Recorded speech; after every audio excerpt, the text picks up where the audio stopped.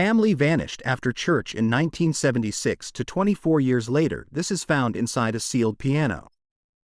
I was hired to tune an old upright piano that had been collecting dust in the back of a Baptist church just outside of rural Joliet, Illinois.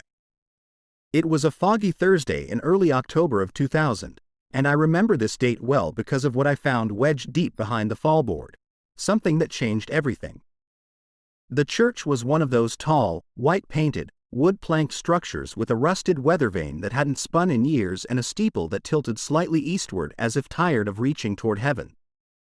They hadn't used the sanctuary regularly since the mid-'80s. Most of the congregation had aged out, moved away, or passed on. It had become more of a relic than a house of worship.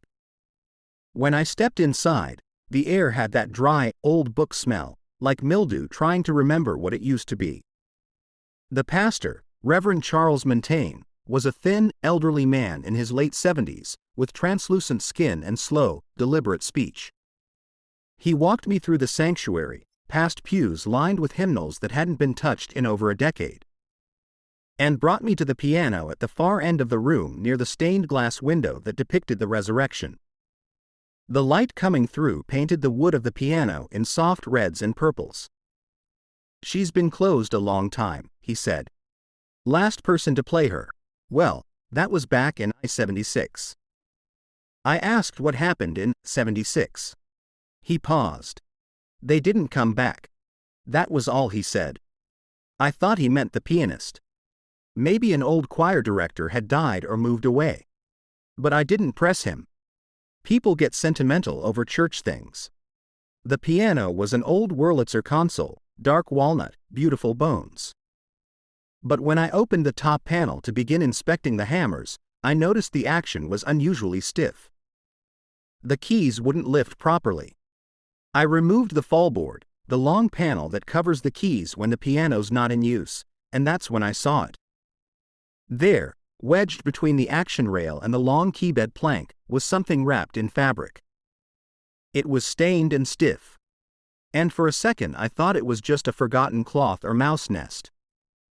But when I tugged gently, the material gave way and pulled out in one piece, almost like it had been intentionally stuffed in there. It was a child's dress. Small, maybe for a girl aged 6 or 7. Light blue cotton with hand-stitched trim and faded white buttons. There were old, darkened spots across the chest. I froze. Then I noticed the envelope. It had been folded into the bodice, tucked inside like it was being hidden or preserved. I looked up, and for a brief moment, I thought I saw movement through the stained glass, a figure passing by. But no one else was in the building. I set the dress aside and gently opened the envelope. Inside was a photograph. Faded, sepia-toned, curled at the edges. It showed a family of 4, a father in a gray suit, a mother in a pale dress holding a small boy, and next to them, a young girl in the very same dress I was now holding. They were standing in front of the church, this very church, on what looked like a Sunday morning. The girl was smiling. The boy looked distracted, pointing at something off camera. On the back, written in elegant cursive, "Easter Sunday, April 18, 1976. The Whitmore family. Our last real day together." I didn't know the name. I asked Reverend Montaigne. He stared at the photo for what felt like a full minute. Then he nodded slowly. "I remember them. Thomas, Eva, little Jonah and Celeste. They were new. Moved up from Arkansas the winter before. Sweet people. Only came a few months. And then one Sunday, they just didn't." I waited, but he didn't continue. "They just stopped coming?" I asked. He shook his head, very slowly. "No. They didn't go home. The Whitmores, as I would come to learn, were not your typical new-in-town family." After that initial discovery, I found myself drawn into something far more complicated than a missing family case from decades past. Something didn't sit right. The photo, the hidden dress, the way Reverend Montaigne's eyes seemed to look straight through me when I brought up that April Sunday. I left the church with the photo and dress, wrapped carefully in a clean piano cloth I had in my truck.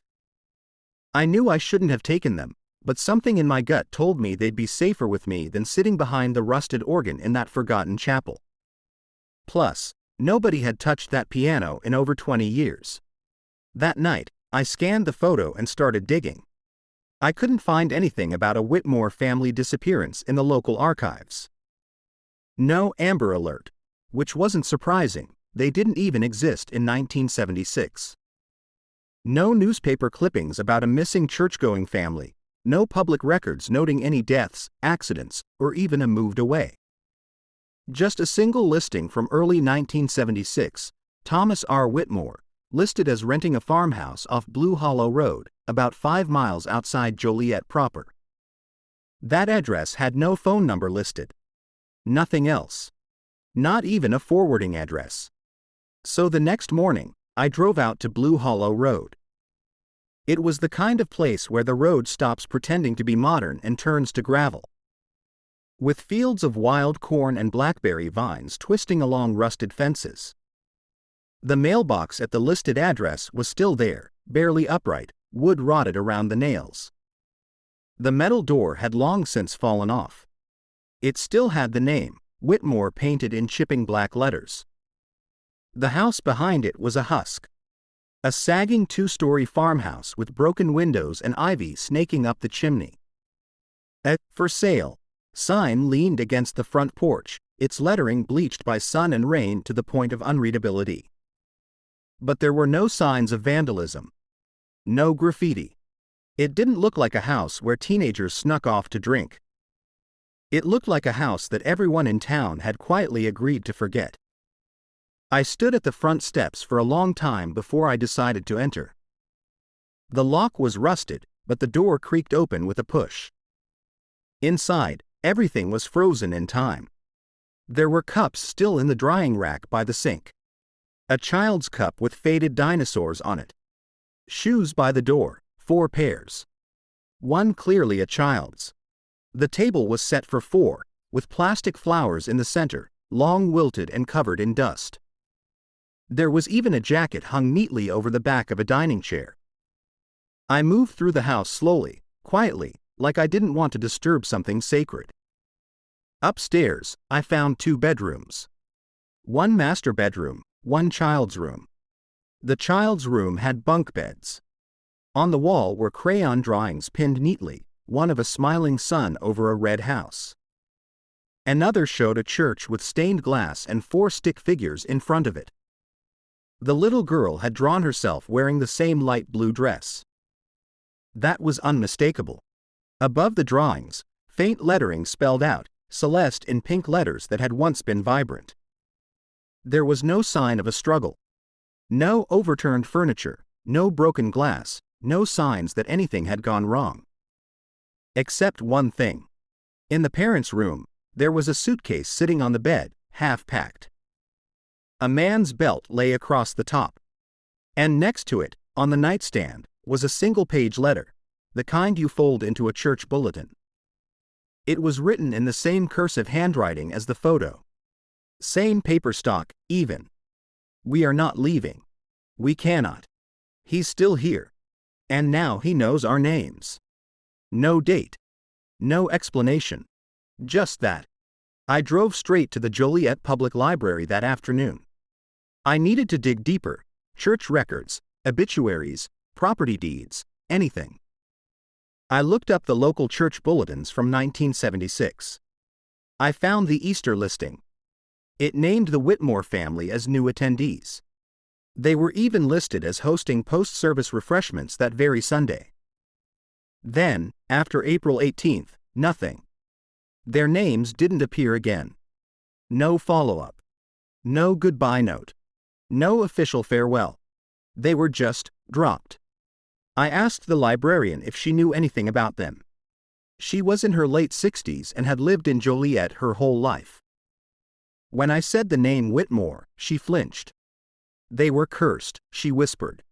I paused. Excuse me? Don't print that, don't quote me, she said, suddenly more alert. But that's what people said. People claimed they saw lights at their house at night. Blue ones, like gas flames. That little girl, The daughter, some people said she spoke in tongues. A man who went to fix their septic tank swore he heard a voice from underneath the house. But none of that was ever proven. They were only here a few months. Then one day, gone. She leaned in closer. Some say the house is still listening. Back at home, I couldn't sleep. I laid the dress out on my dining table, beside the photo and the letter. I just kept staring at the little girl's face. That strange, knowing smile. I looked closer. Behind her, in the far left of the photo, behind the church window, I saw it. Something that didn't make sense. Inside the stained glass window, there was a shape. A faint, dark figure behind the glass, where there shouldn't have been anyone. It was warped by the colored panes, almost hidden, but it was there. And it was looking directly at the camera. That night, I dreamt of the piano. Not the one in the church as I had last seen it, but restored. Polished, glowing in warm candlelight. The keys were playing themselves, soft, deliberate, a hymn I didn't recognize. The lid of the piano slowly opened by itself, revealing not strings and hammers, but the face of a child. Her skin pale, lips unmoving. Eyes wide open. I woke with a gasp, slick with sweat, the image burned into my brain. I told myself it was just my imagination working overtime, that I'd gotten too deep into this story, allowed it to worm its way into my subconscious. But the unease didn't lift. If anything, it worsened when I realized what day it was. October 18th. Exactly 24 years and 6 months after the photo was taken. I hadn't planned on returning to the church, not then. But something about that date gnawed at me. I don't know what I was hoping to find, or what I feared I would. But I grabbed my flashlight and drove back out just before sunset. The church sat in silence, surrounded by thick trees, its steeple half lost in the gathering fog. I let myself in with the spare key Reverend Montaigne had shown me. He wasn't there. Nobody was. The sanctuary looked the same. Same dust, same shadows. But when I reached the piano, it was open. I was certain I had closed it before leaving. Even more certain that no one else had been in since. But the lid was fully propped, the keys exposed. And on middle C, right where the child's dress had been stuffed, there was now something new. A small black and white photograph. A Polaroid. Glossy, modern. I picked it up, and my hand went cold. It was the same family, the Whitmores, only now the image was far more recent. They stood in the exact same position, in front of the church.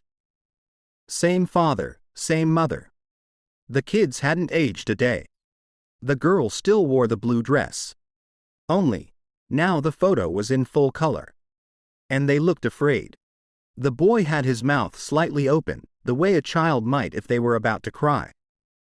The father was glancing over his shoulder, like something was coming. The mother's smile was gone. And the girl, Celeste, was staring straight into the lens again, but this time with no trace of that playful grin. Her eyes seemed duller. Like she knew the photo would be found. On the back, in the same handwriting. We never left. I went back to Reverend Montaigne the next morning. He let me into his office reluctantly, as if he already knew what I was going to ask. I showed him the new photo. He didn't touch it. Didn't speak for nearly a minute. Then he said, quietly, they buried it. All of it. Because people don't like things that won't stay in the past. I asked him what he meant. He sighed and leaned back, looking up at the wooden cross above his window. There's a reason the piano was never played again. I sealed it myself, back in '77. The fallboard wouldn't shut right after Easter. It was like something had changed inside. Like it didn't belong anymore. Something had changed inside the piano? I asked.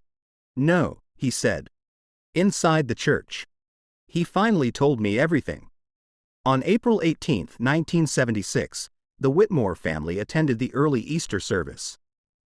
They brought deviled eggs and apple bread for the post-service gathering. Several members of the congregation remembered them laughing, smiling. The children played near the organ.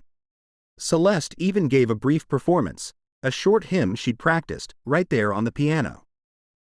People said she played it perfectly. Too perfectly. She wasn't reading music, Montaigne told me. She just knew it. Later that afternoon, they were seen getting into their green Mercury Marquis wagon and heading home down Hollow Road. They never arrived. The car was never found. The house, still set like a museum exhibit, was untouched. No bank withdrawals, no gas station stops. No neighbors saw them again. Within a week, the town had moved on. But the church did not. One by one, odd things began to happen. First, the sound of piano keys late at night. Then, scratches on the floorboards around the piano legs. The youngest member of the choir, a boy named Alan Teets, claimed he saw a little girl hiding inside the piano during practice one evening. He never came back after that. So they sealed it. And no one touched it again. Back at home that night, I examined the Polaroid under a magnifying glass. I don't know what I was expecting, maybe proof it was faked. That it had been planted. But I noticed something I hadn't before. In the bottom right corner of the photo, almost out of frame, was the faint edge of another object. The open lid of the piano. The photo had been taken from inside the church. I checked the back again. And that's when I saw it. Something faint, written in pencil this time, not ink. Barely visible. I tilted it under the light. One sentence. Look behind the wall in the basement. I returned to the church one final time. It was just after midnight. I don't know why I went at that hour. Maybe I didn't want to be seen. Maybe I was afraid of what I'd find in daylight. The basement door was behind the pulpit. Down a narrow stairwell choked with cobwebs. I used my flashlight sparingly, half afraid the beam might reveal something I didn't want to see. The basement was cold. Dirt floor. Shelves of hymnals. Old communion trays. A busted water heater. But there was one wall that didn't belong. It was newer. A section of cinder block patched over one side, clearly not original to the foundation. I tapped it. Hollow. I looked around for tools and found a rusted pry bar on a nearby shelf. It took longer than I expected to crack through the mortar. But eventually, the top cinder block crumbled, revealing a dark cavity behind it. Inside was a narrow recess. And in it, an object wrapped in velvet cloth. I reached in and pulled it out. My heart hammered. I slowly unwrapped it. It was another part of the piano. A long, rectangular soundboard piece, identical in size and color to the one inside the Wurlitzer above. Only this one was etched. Etched by hand. With names. Dozens of them. Children's names. Including Celeste Whitmore. Jonah Whitmore. Each name had a date next to it. Some as early as 1932. Others much newer. The last one was written with more pressure, almost carved. Celeste Whitmore, April 18, 1976, returned. I didn't sleep that night. I just sat there on my living room floor, the soundboard propped against a chair, the photograph next to me, and the velvet cloth still clenched in my hand like I was holding someone's coat at a funeral. Returned. That word stuck in my mind like a splinter. Not gone. Not missing. Returned. Like Celeste had gone somewhere, or been taken, and brought back. But brought back to where? And then I realized something else. If the piano upstairs had been sealed since 1976, and the piece of soundboard down in the basement was a replacement, then what happened to the original board inside the piano? I went back the next day, this time in broad daylight. The Reverend wasn't there, but I still had the key. I moved quickly and quietly, like I was trespassing, because maybe I was. The piano sat in its place like it always had. Silent. Innocent. But I didn't treat it gently this time. I removed the front board. The full board. The key cover. Then I removed the action screws and tilted the entire mechanism forward. There, deep inside the inner cavity, something that shouldn't have been there. An envelope, pinned to the underside of the harp with a yellow pushpin. The kind kids used in cork boards. The envelope was brittle with age, but intact. It was addressed in pencil. For whoever hears her again. I opened it. Inside, a short note and another photograph. The photo was black and white, worn and torn at one edge. It showed the inside of the church from years ago. Maybe the 1940s. But what caught my eye wasn't the sanctuary or the pews. It was the piano. The same Wurlitzer. Only in the photo, it wasn't upstairs. It was downstairs. In the basement. Underneath the image, someone had scrawled a single sentence. It doesn't belong above. I started making calls. Not just about the church, but about the piano itself. I contacted the Joliet Historical Society, a few old musicians who used to play there, even a woman named Linda Rowan who once directed the youth choir in 1968. She confirmed it. The piano had originally been kept in the basement until 1972, when they renovated the sanctuary and moved it upstairs. It had played fine down there. But after the move, strange things, she said. It went out of tune faster than we could fix it. Keys would stick even after full service. And sometimes it would make noise even when no one was near it. She laughed when she said it, nervous, like someone telling a ghost story they didn't quite believe themselves. That's when I called in a favor. My cousin Michael is a restorer, real pro, works on everything from antique pump organs to concert grand. He owed me a job from years ago. I told him I needed help fully disassembling a 70s-era Wurlitzer. He agreed. We brought the piano into the light-filled entryway of my old garage and began pulling it apart piece by piece. Action, keys, strings, pedals. Everything. It wasn't until we got to the harp, the heavy, cast iron plate that gives the piano its structure, that we found it. Etched underneath the iron frame, nearly invisible unless viewed from the exact right angle. A signature. And a date. J. Whitmore, 1932. I froze. J. Whitmore. I went back to the church's archival records that same day. Asked for birth and death registries from their founding years. And sure enough, I found it. Joseph Whitmore, organist. Carpenter, member from 1925 to 1932. Died, April 18, 1932. He had died exactly 44 years before the Easter Sunday the family vanished. It couldn't be a coincidence. But there was something else. A line in the church's 1932 bulletin. We mourn the loss of Brother Joseph Whitmore, who collapsed beside the piano during morning service. Let us remember his love for sacred music and pray that the notes he left behind never fall silent. The theory came slowly. But it started to build. What if the piano had been his? Not just owned, inhabited? What if something had stayed behind when he passed? Some trace of him, attached to the instrument he'd built or tuned or loved. And what if moving that piano from the basement, the place it had always been, had awakened something that had long lain dormant? What if Joseph had come back, not alone? I needed to confirm something. I asked Michael to take apart the soundboard from the piano we'd been working on. The one we thought had been original. And sure enough, it was not the original board. It was newer wood, added sometime around 1977. Likely the same year Reverend Montaigne had it sealed. So the original soundboard, the one I found behind the cinderblock wall, had been removed and hidden for a reason. Because it kept records. Names. Dates. Returns. It was a ledger. A memorial. Or maybe, a contract. And Celeste's name wasn't the last. After hers, faint, almost erased. There was one more. Thomas Whitmore, April 18, 2000, awaiting. Thomas. The father. That was this year. Just months ago. I drove back to the house on Blue Hollow Road. It had been silent the last time. Abandoned. But this time, the front door was open. Inside, everything looked the same.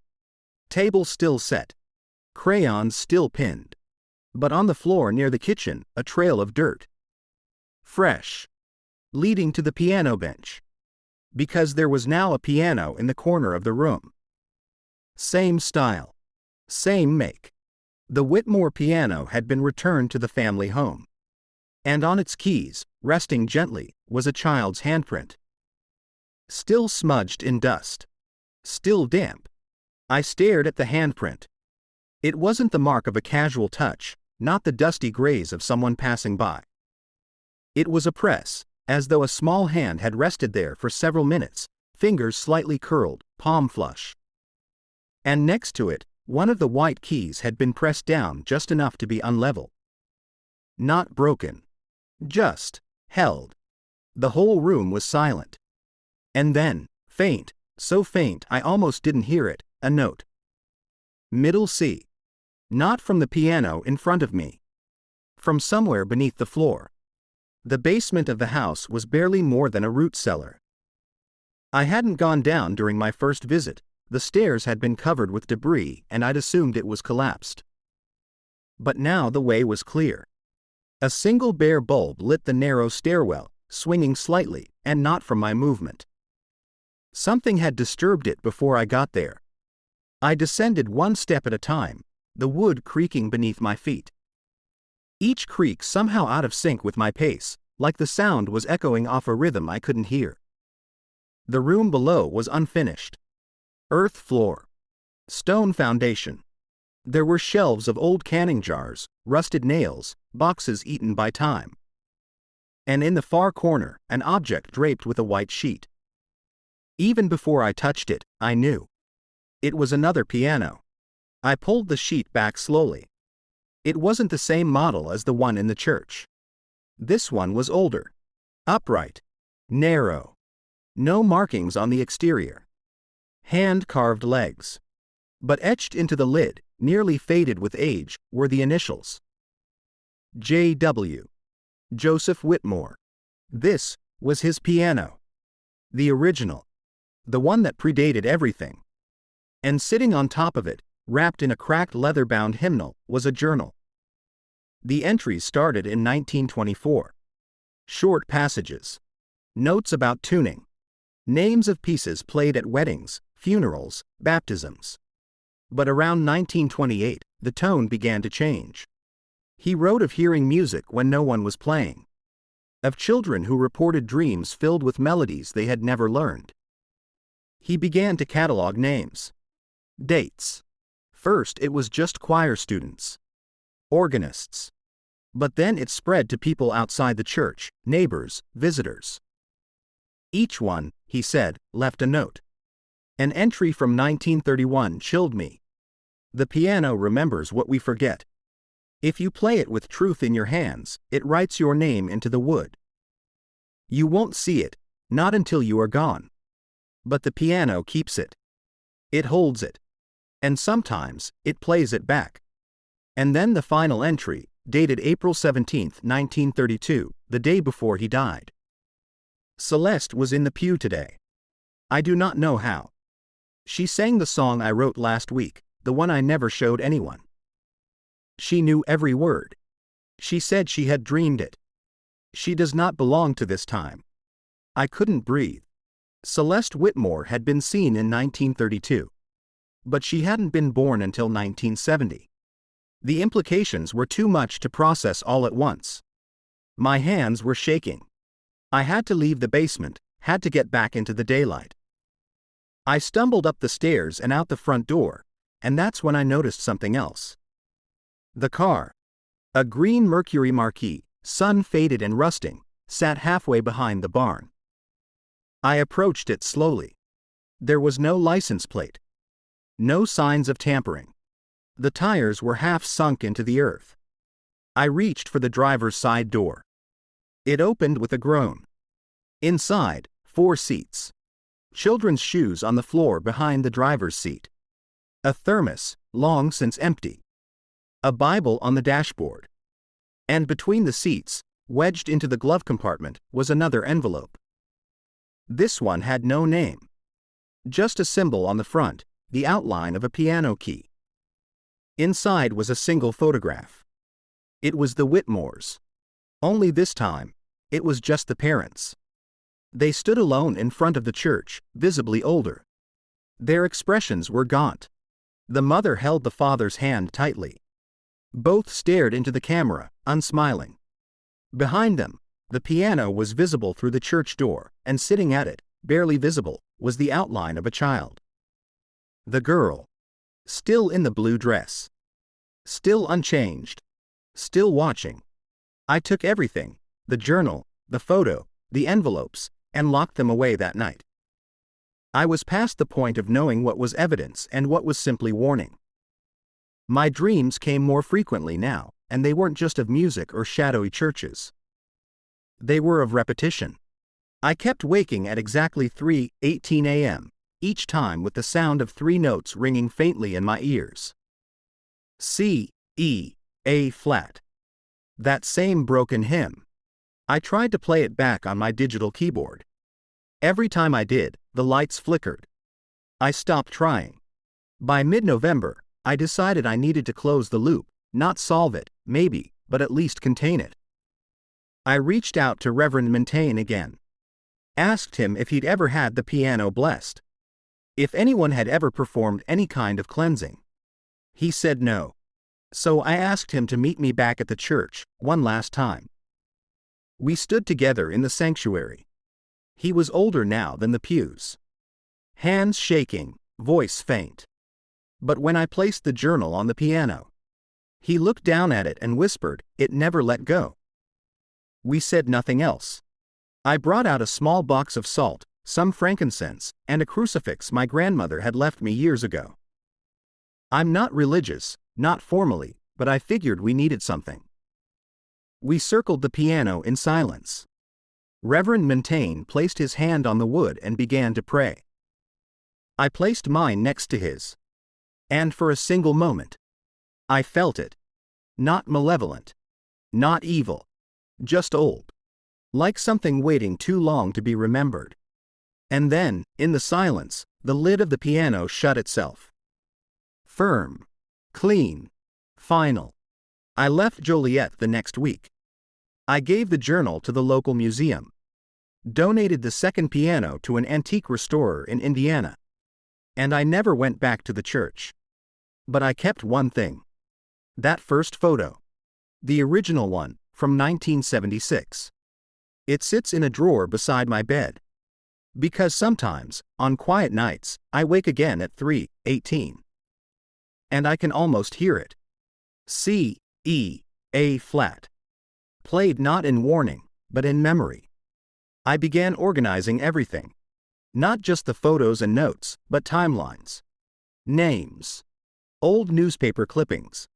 I built out a board in my apartment with yarn connecting photographs, soundboard etchings, obituary notices, even vague town rumors recorded in margins of archived letters. What started as a curiosity had become an obsession, and the deeper I went, the more the structure of it all began to resemble a song itself, repeating motifs, variations, returns. One of the oldest documents I found in the local archives was from 1901, a handwritten funeral register from an old Presbyterian church that no longer existed. Among the names was one Lydia May Whitmore, age 8, buried with music box, family request. Music box. I hunted through every family tree, census record, school roster in the area, anything that included the name, Whitmore. And every few decades, one appeared. Not often. Never large branches. But always one child. And always, music. One was listed as a violin prodigy, dead at 12. Another had played by ear, could replicate any melody. Died in a fire. Another was deaf, and yet wrote full compositions no one could explain. Died in sleep. All between the ages of 8 and 10. All buried with music-related items. Then I found a note in the probate record of the Whitmore estate from 1919, written by a cousin of Joseph's. It included a phrase that hadn't shown up anywhere else. The piano is a cradle. It carries them across. A cradle? I wrote the phrase down. And then it hit me. The piano was never the source. It was the vessel. At this point, things began to happen in my apartment. Small things. Quiet things. A toy piano, part of a flea market collection I hadn't touched in years, began to emit a dull tone some nights. A low D, always sustained, always the same. Books shifted places on their own. Not fell. Shifted, as if someone needed to read something. And once, as I drifted off at my desk, I heard a voice, a child's, say softly, "We're still here." I turned on every light. I wanted to burn the photo. I almost did. But something made me stop. The idea of erasing her, Celeste, felt more violent than keeping her memory. I decided instead to go back one last time. Not to the church, but to the schoolhouse. It had taken me weeks to even realize there was a connection between the Whitmore family and the now abandoned St. Giles Elementary School. Records showed that Celeste had been enrolled, but her file was oddly sparse. No test scores, no school photos, no withdrawal record. Just one report card, blank, except for her name and the words, "She only listens. She never speaks." The school had closed in 1982 after a fire in one of the wings. But the main building still stood, red-bricked and choked in ivy. I got in through a window on the west side, flashlight clenched between my teeth. Inside, the school was a decaying maze. Floors buckled.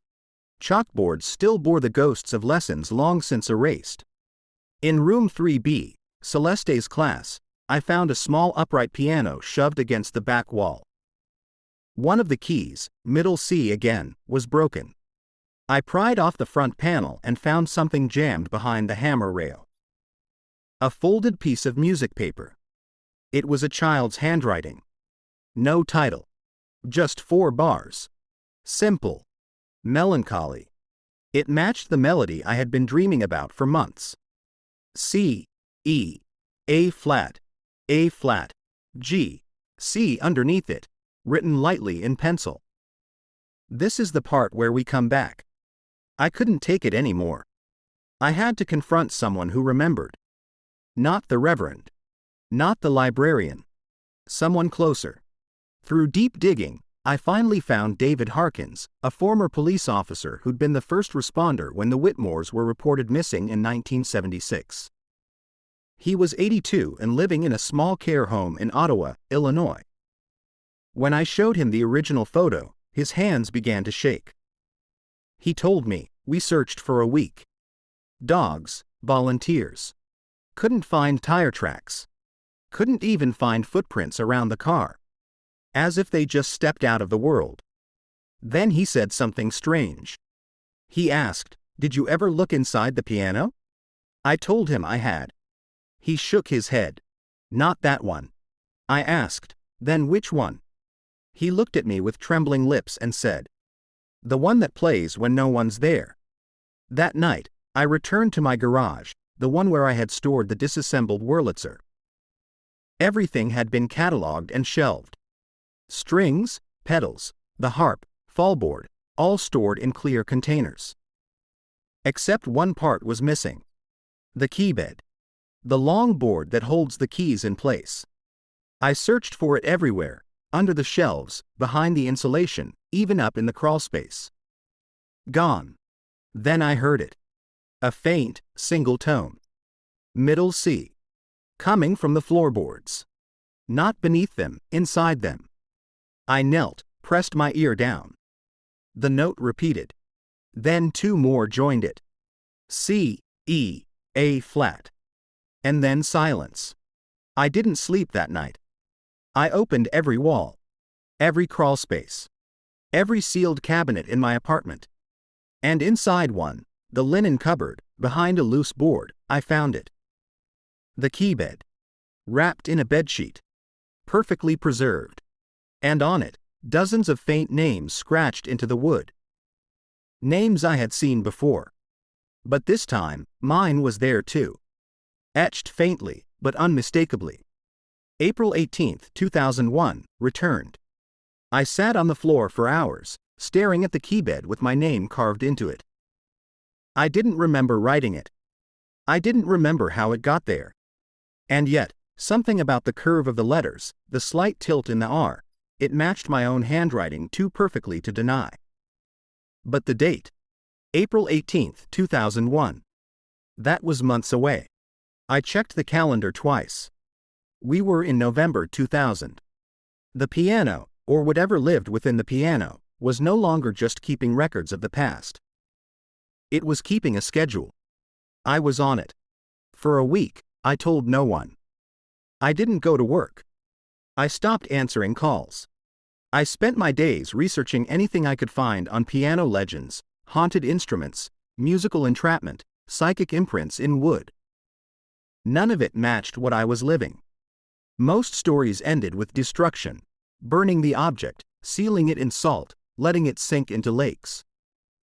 But something told me this wasn't an ordinary haunting. This was systematic. Generational. It hadn't just followed the Whitmores. It had chosen them. And now, somehow, it had chosen me. I needed help. So I did what I had avoided until now. I visited Celeste's last known relative. Through a complicated trail of property records and census data, I found Lucinda Grace, her mother's half-sister, living in an assisted living complex near Rockford. She was 91 years old. Half blind. But when I mentioned Eva Whitmore's name, she straightened. I told her not to marry him, Lucinda said, voice brittle. Told her the family line was wrong. Goes back to before the war. Always a child. Always a piano. I asked her what she meant. She stared at me hard. You found one, didn't you? I nodded. Then she said the thing that still echoes in my head. They don't vanish. They get played. I begged her to explain. She told me that in the early 1900s, her grandmother, a midwife in Arkansas, once delivered a child during a thunderstorm. The child was born silent but with fingers that twitched like they were already dancing on ivory. The mother said the baby had never kicked during pregnancy, only tapped. From the age of 2, he could mimic entire hymns by ear. By 5, he'd built a small reed organ using old bellows and broom handles. He died at 8. Struck by lightning. They found his tiny organ smoldering, but untouched by flame. Only the keys, every single one, were gone. Taken, Lucinda said. Like the wind snatched them. That boy's name? Joseph Whitmore. I asked her about Celeste. About that day in 1976. Lucinda grew quiet. Eva called me, she whispered. 1 week before Easter. She said Celeste had stopped sleeping. Said she was humming songs she hadn't learned. Eva said the house felt like it was vibrating at night. Vibrating? Lucinda nodded slowly. Like something beneath it was playing. She pulled something from a drawer, a small photograph, folded and worn. It showed Celeste at age 5. Sitting at a piano. Her fingers hovered above the keys, but her eyes were staring at something just off camera. Lucinda handed it to me. On the back, written in a careful, frightened hand. She hears them. Even when they don't play. I drove home in silence. That night, I turned every light on. Burned candles. Even opened every window. But just before 3:18 a.m., they all went out at once. No wind. No sound. No reason. And then, the notes again. C, E, A flat. But now, a fourth one followed. E flat. It was no longer a motif.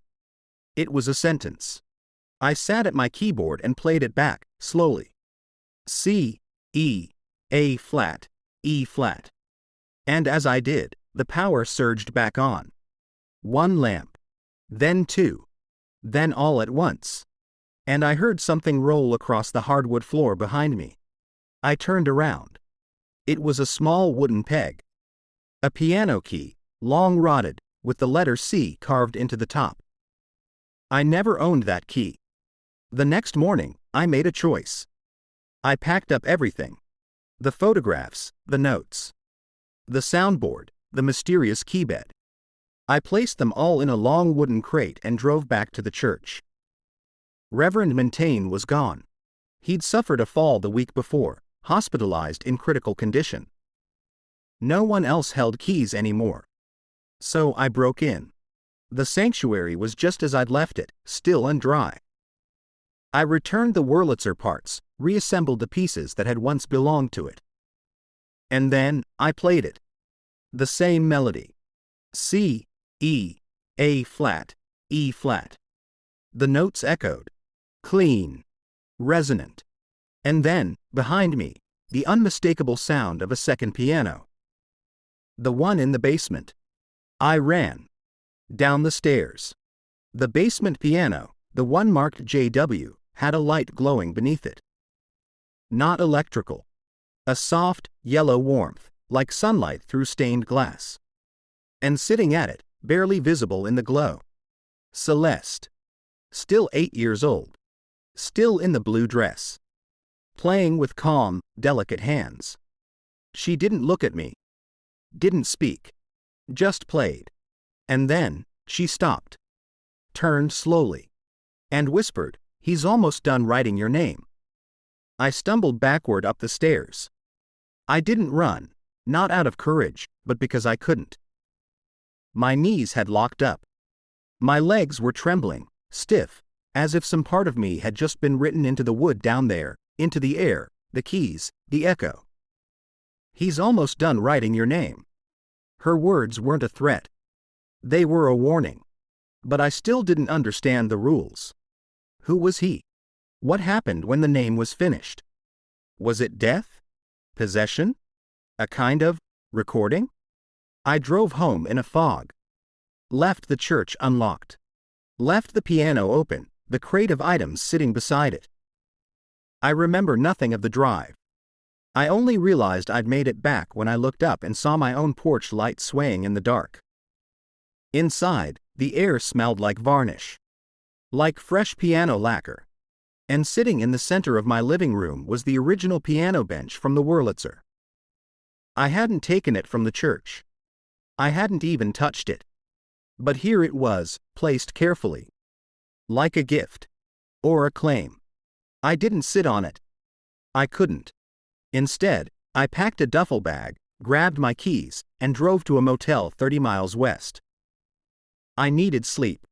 But all I got were dreams. I was in the sanctuary again. The pews were gone, the walls stripped to brick. The only thing left was the piano. And Celeste. She played in slow motion, the same 4-note melody. Behind her, shadows moved. Not people. Not creatures. Just forms. Every time she pressed a key, they leaned closer. As if the piano wasn't playing a song. It was calling roll. Then I looked down at my own hands in the dream. And they were bleeding. Small cuts, not deep, but precise, across every fingertip. Like something had been pulled out through them. Keys? I woke to find blood on my sheets. Not much. Just enough to terrify me. Each fingertip had a shallow crescent wound, like I'd been gripping piano wire in my sleep.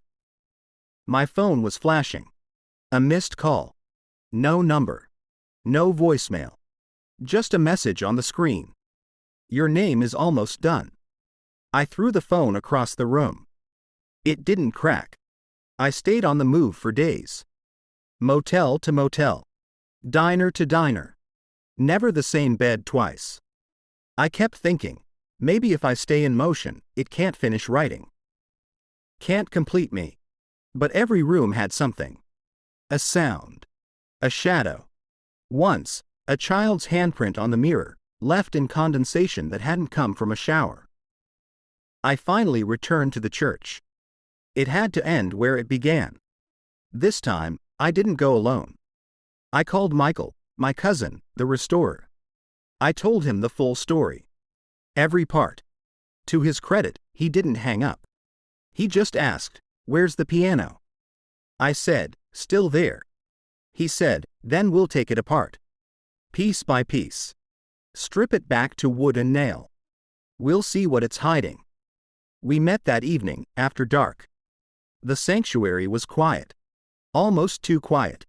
He walked in first, tools over his shoulder. I followed with a flashlight, shining it up the walls. The stained glass window of the resurrection had been cracked.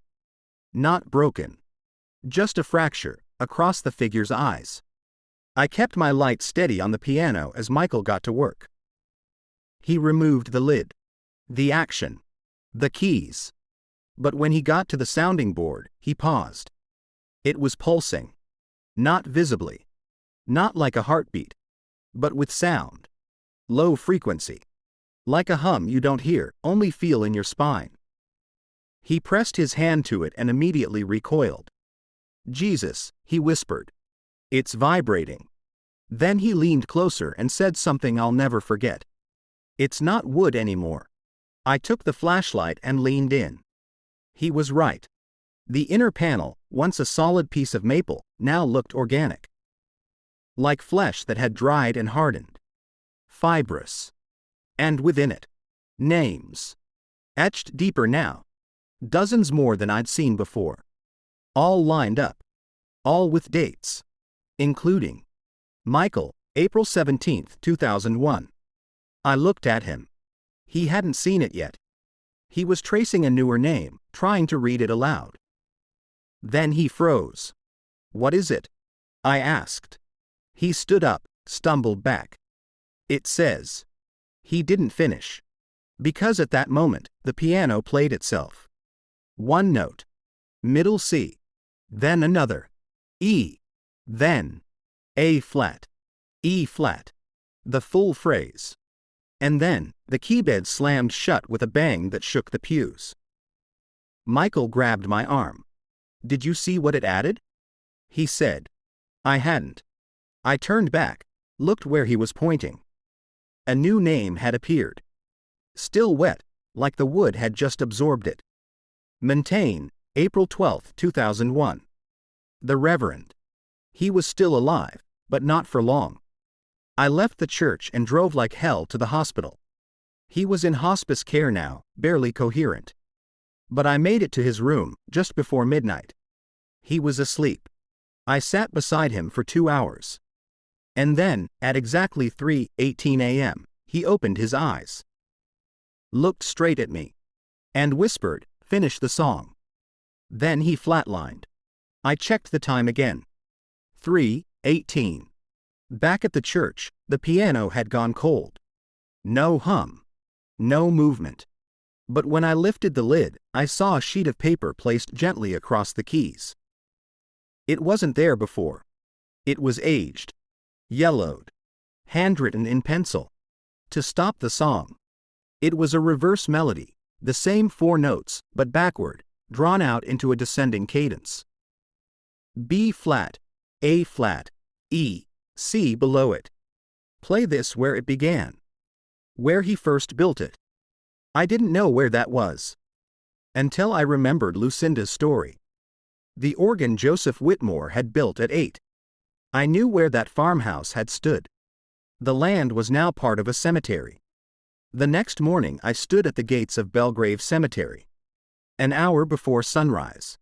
A pale mist blanketed the lawn, and rows of tombstones stretched into the dim blue light like piano keys in some cosmic refrain. I had one address, Plot 39B, the land where the old Whitmore family farm once stood. It was long since parceled off, buried beneath the neat symmetry of grave markers and crabgrass. But somewhere beneath this ground was where Joseph Whitmore had lived and died. And according to the note, it was where the song needed to be played, where it began. I had brought a portable keyboard, an old one that still ran on D-cell batteries. I'd printed the reversed melody onto sheet music, copied from the yellowed paper I found on the church piano. As I stood among the graves, I noticed something odd. There were no birds. No insects. No wind. The air was frozen, like the very world had leaned in to listen. I unfolded the stand, set the keyboard down, and I began to play. B flat, A flat, E, C just once. A slow, haunting cadence, descending like a rope lowered into a well. The final note hung in the air. Long, hollow, and then, movement. Behind me, just past the edge of the tree line, a figure stepped forward. Not fast.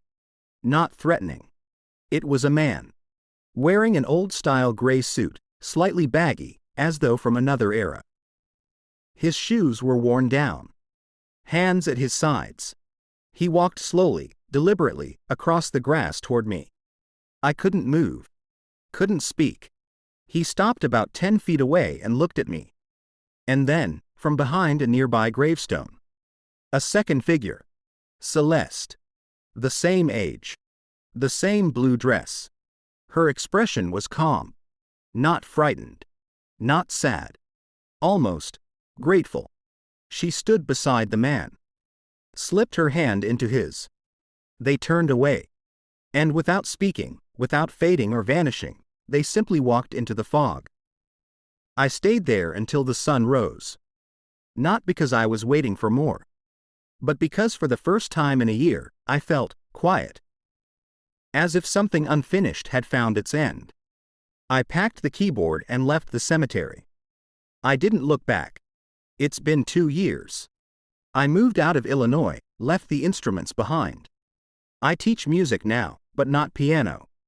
Strings, mostly. Cello, upright bass. Instruments that don't hum on their own. But I kept one thing. The original photo. The first one. The Whitmores outside the church. Smiling.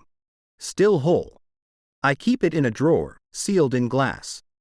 Because every year, on April 18th, at exactly 3:18 a.m., my phone vibrates once. No number. No message. Just a ping. A single tone. Middle C. And I know, somewhere, somehow, the piano is still listening. But it no longer calls for me. At least, not yet. And the final mystery? 6 months ago, a new pastor reopened the church in Joliet. They gutted the sanctuary. Found the Wurlitzer behind a false wall near the choir loft, not the basement, not the nave. Still intact. Still sealed. And inside it? One item. Wrapped in soft blue fabric. A small, hand-carved music box. They turned the crank. It played a 4-note tune. C, E, A flat, E flat. And then it stopped. Forever.